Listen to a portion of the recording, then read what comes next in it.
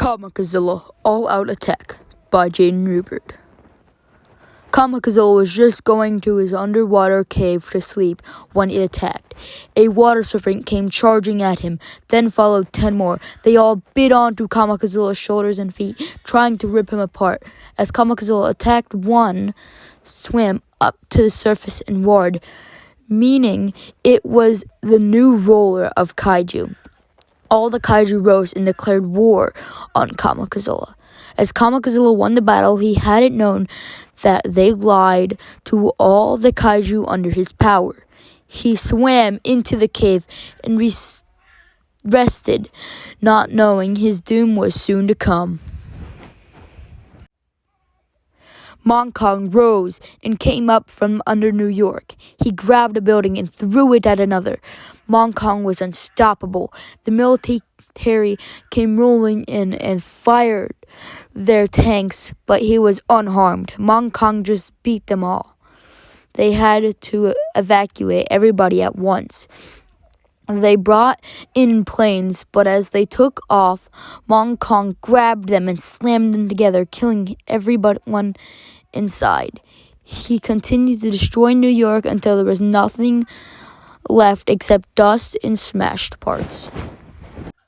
Comicazilla woke from his nap and swam up to the surface. The cave was right next to New York, so all he saw was Kong standing there in the dust. Comicazilla knew what happened. Kong had destroyed New York.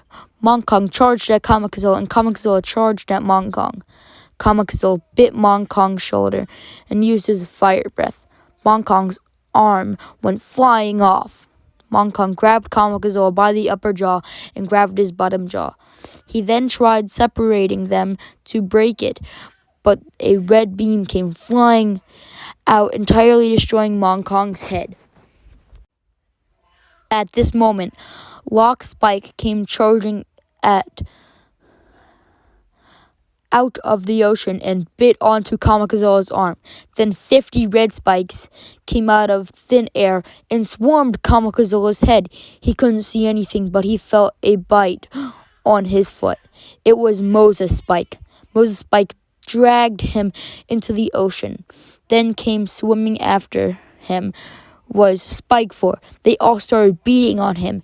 A Snorse but bit him on the back, burning off his skin.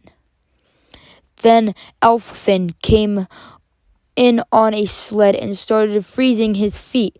Comicazilla's skin started to heat and turn red. It was lava-like. In less than a second, a sphere of fire came out of him, burning all the monsters to death. Comicazilla fell into the ocean, creating a big splash. He couldn't take it much longer. He then saw his wife, Moth Queen, and his son, Comicmoth, coming towards him.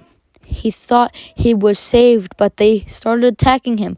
Moth Queen picked him up as Comicmoth bit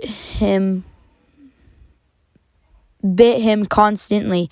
Moth Queen couldn't handle the weight and dropped him, tearing off her legs. She fell to the ground dead. Comicmoth continued to bite until Comicazilla grabbed him by the head and ripped apart his jaw.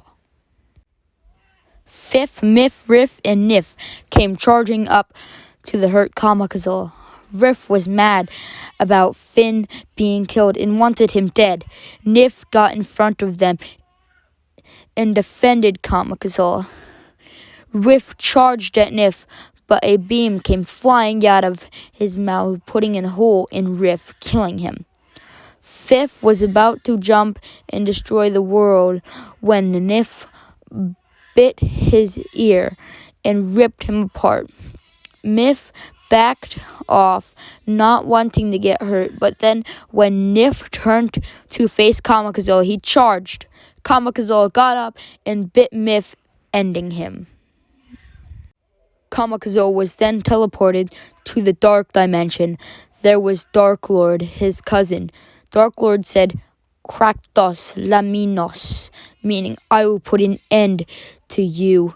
Dark Lord teleported off his throne and stabbed Comicazilla in the head. Comicazilla looked at him with anger, and then one beam, he was dead. He had known that he would come back as long as the dark dimension was still there, so he left it. He was suddenly teleported to hell.